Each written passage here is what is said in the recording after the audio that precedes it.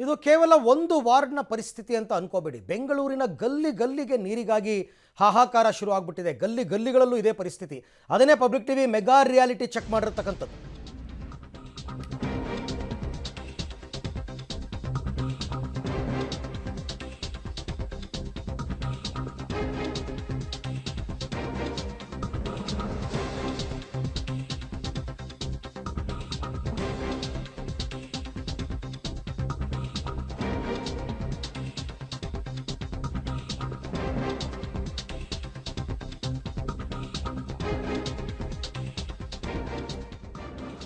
ಬೆಂಗಳೂರಿನ ಗಲ್ಲಿ ಗಲ್ಲಿಗಳಲ್ಲೂ ಕೂಡ ಕಾವೇರಿ ನೀರಿನ ಅಭಾವ ತೀವ್ರವಾಗಿದೆ.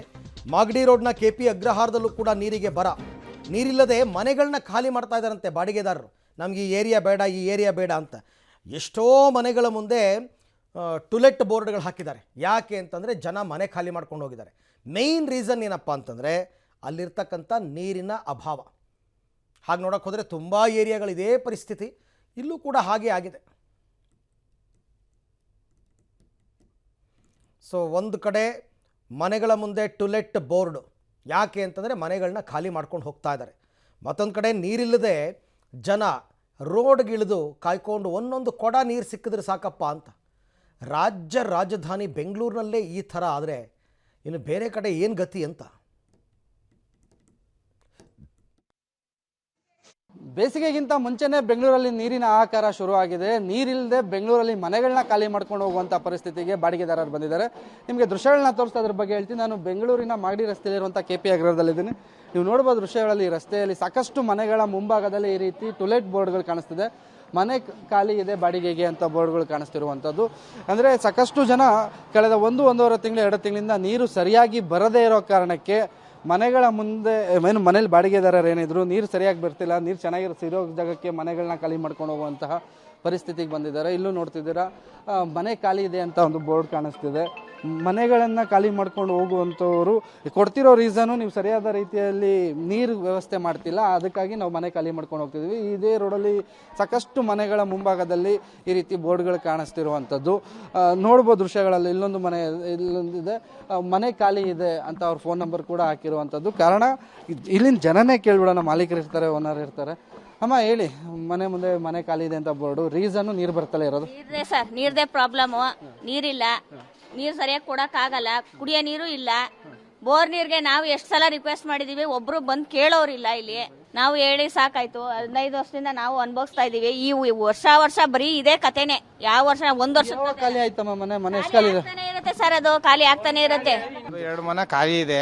ನೀರು ಒಂದೇ ಅವರ್ ಬರೋದು. ಮೊದಲು ಕೊಳೆ ನೀರು 2 ಅವರ್ ಬರ್ತಾ ಇತ್ತು ಮುಂಚೆ, ಇದಕ್ಕಿಂತ ಮುಂಚೆ. ಇವಾಗ 1 ಅವರ್ ಬರ್ತಾ ಇದೆ. 1 ಅವರ್ ನೀರು ಬಂದ್ರೆ ಸಾಕಾಗಲ್ಲ. ಅದು ಕಾವೇರಿ ನೀರು 1 ಅವರ್ ಬರೋದ್ರಿಂದ 1 ಅವರ್ 4 ಮನೆ 5 ಮನೆ ಗೆಲ್ ಸಾಕಾಗುತ್ತೆ. ಈ ಒಂದು ಬೋರ್ವೆಲ್ನಾರು ಹೊಡಿಸಿ, ಈ ಕಡೆ ಶಾಸಕರು ಬಂದು ದಯವಿಟ್ಟು ಅವ್ರೊಂದು ಬೋರ್ನಾರು ಹೊಡಿಸಿ ಈ ರೋಡ್ಗೆ ಪ್ರಾಬ್ಲಮ್ ಸಾಲ್ವ್ ಮಾಡ್ಕೊಡ್ಬೇಕು ಅಂತ ಮನವಿ ಮಾಡ್ಕೊಡ್ತಾ ಇದೀವಿ ನಾವು. ಲೋನ್ಗಿನ್ ತಗೊಂಡು ಅಥವಾ ಸಾಲಾಗಿಲ್ಲ ಮಾಡಿ ಮನೆ ಕಟ್ಟಿರ್ತೀರಾ, ಬಾಡಿಗೆಯಲ್ಲಿ ತೀರಿಸ್ಕೊಳ್ಳೋಣ ಅಂತ. ಈಗ ಬಾಡಿಗೆಯವರೇ ಇಲ್ಲ ಅಂದ್ರೆ ಅದು ಕಷ್ಟ ಆಗುತ್ತೆ. ಸಾಲ ಅದ್ರ ಮೇಲೆ ಸಾಲ ಮಾಡೋದು ಬಡ್ಡಿ ಕಟ್ಟಕ್ಕಾಗಲ್ಲ. 108 ಕಥ ಮಾಡ್ಕೊತೀವಿ. ಹಂಗಂದ್ರೆ ಅವ್ರೇನಂತಾರೆ, ಅವ್ರ ಪರಿಸ್ಥಿತಿ ನೀವು ನಿನ್ನೆ ಯಾರು ಕಟ್ಟಿದ್ದು ಅಂತ ಹೇಳ್ತಾರೆ. ಅಕಸ್ಮಾತ್ ನಾವು ಇದನ್ನೆಲ್ಲ ಪ್ರಾಬ್ಲಮ್ ಸಾಲ್ವ್ ಹೇಳಕ್ ಹೋದ್ರೆ ನಿಮ್ನ ಯಾರು ಕಟ್ಟು ಅಂತ ಹೇಳಿದ್ದು, ನೀವು ಎಷ್ಟು ಬೇಕೋ ಅಷ್ಟು ಕಟ್ಟಿಗೆ ಇರ್ಬೇಕಿತ್ತು ಅಂತ ಹೇಳ್ತಾರೆ. ಏನೋ ಮನೆ ಖಾಲಿ ಮಾರ್ಬೇಕು ಅಂತ ಪ್ಲಾನ್ ಮಾಡ್ತಿದ್ದೀರಾ? ಆಯ್ತಾ ಇಲ್ಲ ನಮ್ಗೆ. ಇದು ಈ ವರ್ಷದ ಮಾತ್ರ ಅಲ್ಲ, 15 ವರ್ಷದಿಂದಾನು ಇದೇ ಕತೆನೆ ನಮ್ಗೆ. ನೋಡಿ ಸಾಕಾಯ್ತು. ಅಲ್ಲೊಂದೆಲ್ಲ ಬೋರ್ ತಗ್ಸರು ಡೆಡ್ ಆಯ್ತು. ಅದು ಹ್ಯಾಂಡ್ ಬೋರ್ ಇದ್ದಿದ್ದು 40-50 ವರ್ಷದ. ಅದು ನೀರೇ ಇಲ್ಲ. ಎಲ್ಲಿಂದ ಒತ್ಕೊಂಡ್ ಬರಕ್ ಆಯ್ತದ ಹೇಳ್ರಿ? ಈಗ ಜನ ಕೂಲಿ ಕೆಲಸ ಮಾಡೋರು, ಮನೆ ಕೆಲ್ಸಕ್ಕೆ ಹೋಗೋರು ಬಂದು ನೀರ್ ಹೊತ್ಕೊಂಡ್ ಬಂದು ಮನೇಲಿ ಇರ್ರಿ ಅಂದ್ರೆ ಯಾರು ಇರ್ತಾರೆ ಹೇಳಿ? ನಾವು ಖಾಲಿ ಮಾಡ್ತೀವಿ. 2 ಬಿಂದಿಗೆ ಕೊಡ್ತಾರೆ ನೀರ್ ಸಾಲದ. ದಿನಕ್ಕೆ 2 ಬಿಂದಿಗೆ ಅಥವಾ ವಾರಕ್ಕೆ?